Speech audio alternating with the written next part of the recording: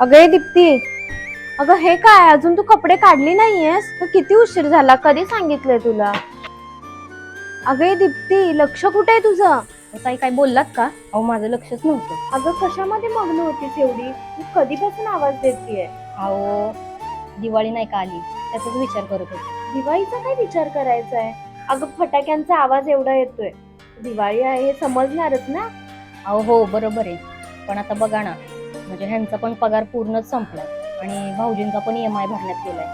मग आपण दिवाळी कशी करणार आहोत? अगं मग एक काम करू आपण, घरात ते गव्हाचं पीठ आहे ना, त्याच्या चकल्या करू आणि ते पिठल्यासाठी बेसनचं पीठ आणलंय, त्याचे थोडेसे लाडू करू. मग झाली की दिवाळी आपली. हो हो ताई बरोबर बोलताय तुम्ही, पण फराळाचं कसं तरी ऍडजस्ट होईल. पण कपड्यांचं काय? म्हणजे एक वेळ आपल्याला नसले तरी चालतील, पण मुलांना तर कपडे हवेत ना. अगं मुलांच्या कपड्यांचं काय, गेल्या वर्षी आपण दिवाळीला त्या साड्या घेतलेल्या, त्याचा एक कुर्ता शिवूया आणि मुलगीला एक फ्रॉक शिवूया, म्हणजे त्यांची दिवाळी साजरी होईल.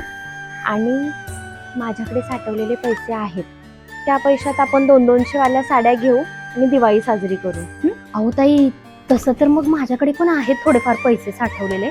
त्याचं आपण फराळाचं जे सामान लागतंय ना ते घेऊन येऊ. मग झालं तर आपली दिवाळी. अगं दिवाळी तर आपण दरवर्षी साजरी करतोय, यावर्षी थोडी कडकी आली आपल्याला, पण ठीक आहे. खरी दिवाळी तर आपल्या नात्यांची आहे आणि एकमेकांबद्दल गुंतलेल्या भावनांची, जी आपण आता खरी साजरी करतोय. त्यापेक्षा पुढच्या वर्षी आपण धूमधडाक्यात साजरी करू दिवाळी. रे संसार संसार जसा तवा चुल्हावर